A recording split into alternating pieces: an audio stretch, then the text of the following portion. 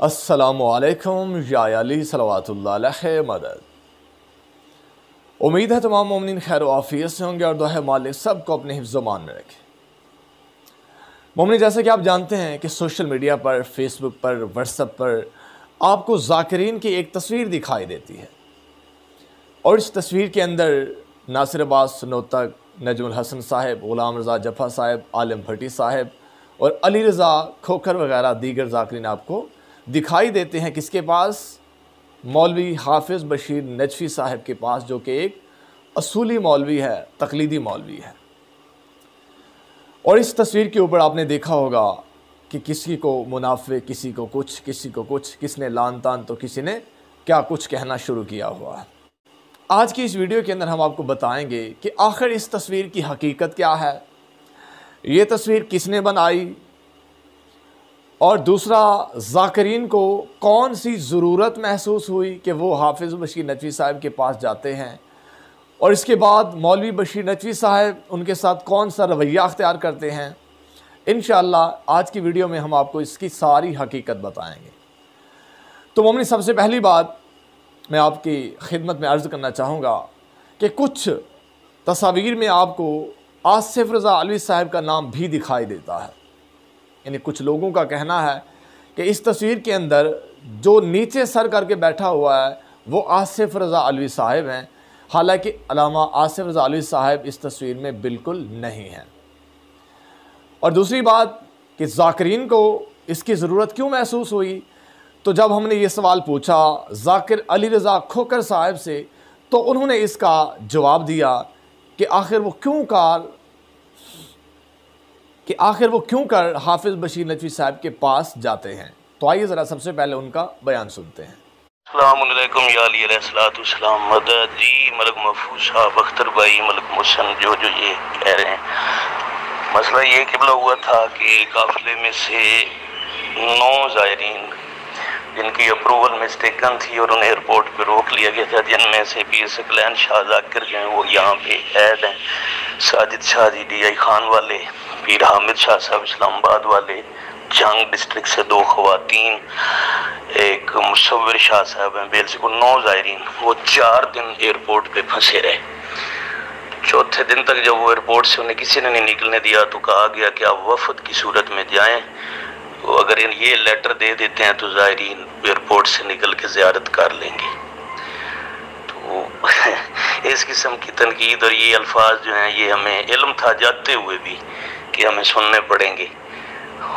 उन्होंने वहाँ जाके जो हाजी नासिर साहब ने बात की तो उन्होंने पहले उनकी इंसल्ट की कि आपकी दाढ़ी छोटी है, और फिर अगला जवाब ये दिया कि वीज़े हुकूमतें देती हैं, मुजतहिद नहीं देते, आप जा सकते हैं। उन्होंने वहाँ जाके जो हाजी नासिर साहब ने बात की तो उन्होंने पहले उनकी इंसल्ट की कि आपकी दाढ़ी छोटी है, और फिर अगला जवाब ये दिया कि वीज़े हुकूमतें देती हैं, मुजतहिद नहीं देते, आप जा सकते हैं। उन्होंने वहाँ जाके जो हाजी नासिर साहब ने बात की तो उन्होंने पहले उनकी इंसल्ट की कि आपकी दाढ़ी छोटी है, और फिर अगला जवाब ये दिया कि वीज़े हुकूमतें देती हैं, मुजतहिद नहीं देते, आप जा सकते हैं। जी मोमिन, तो आपने सुना ज़ाकिर अली रज़ा खोखर साहब का मैसेज कि जिसमें उन्होंने बताया कि जो ज़ाकिरीन का काफ़िला था उसमें 9 ज़ाकिरीन और ज़ायरीन ऐसे थे जिनका अप्रूवल का मसला था और उनके वीज़े का मसला बन चुका था, जिसकी बिना पर उनसे कहा गया कि भाई आप एक वफ़द की सूरत में किसी मुजतहिद के पास जाएं तो वो आपका ये मसला हल कर सकता है।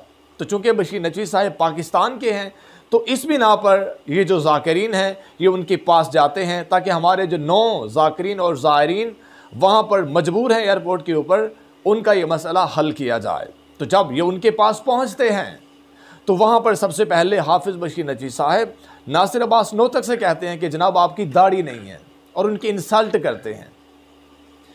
अब एक मौलवी जिसकी 2 फुट की सफ़ेद दाढ़ी हो और वो आए हुए मेहमान ज़ाकिर और ज़ायर के साथ इस तरह का रवैया अख्तियार करे, तो आप उसके बारे में क्या कहना चाहेंगे? यानी इस तरह किसी आए हुए मेहमान की तौहीन करना, क्या ये आलिम होने की दलील है कि ये बंदा आलिम है, ये बंदा मौलाना है, ये बंदा आयतुल्लाह बना हुआ है माशाअल्लाह से? हमारे आइमा ने तो ये दर्स दिया है कि दुश्मन भी आ जाए दर पर तो उनकी तौहीन नहीं करते, उन्हें खाना खिलाते हैं, उनकी इज्जत करते हैं। ये दस्तूर आले मोहम्मद था। तो ये कौन सा दस्तूर है जो इस मौलवी साहब ने इन जाकिरीन के साथ वहां पर जाहिर किया है? तो एक तो मौलवी बशीर नकवी साहब का ये जो तरीक़ेकार था, ये जो अंदाज था, ये जो रवैया था, ये बिल्कुल गुस्ताखाना था, तौहीन से आमेज था। और तीसरी बात मोमिनीन कि ये जो तस्वीर है, अब जो भी ज़ायरीन, जो भी ज़ाकिरीन या जो भी वफ़द इन मुज्तहिदों के पास वहाँ पर जाता है तो उन्हें ना तो साथ में किसी किताब लेकर जाने की ज़रूरत होती है और ना ही कोई कलम, ना ही कोई सेल फ़ोन, यानी कोई चीज़ वो अपने साथ नहीं लेकर जा सकते। उनकी मुकम्मल तलाशी की जाती है। तो फिर ये तस्वीर कैसे मारज़ वजूद में आ गई? ये किसने बनाई? ये उन्हीं के मकतब में तस्वीर बनाई गई है। इन्हीं मुकस्सिरीन ने ये तस्वीर जानबूझकर बनाई है और ये नाम भी उन्होंने खुद लिखे हुए हैं कि फ़लाँ मुनाफिक, फ़लाँ मुनाफिक, फ़लाँ मुनाफिक, ताकि ज़ाकिरीन पर मोमिनीन लान तान करें, तबर्रा करें, उनकी तौहीन करें और इस तरह पाकिस्तान के अंदर मोमिनीन के यहाँ एक फितना पैदा हो जाए। तो मैं समझता हूँ कि मोमिनीन इस लिहाज से आगाह हो जाएं, बाखबर हो जाएं और इनकी चालों को समझने की कोशिश करें।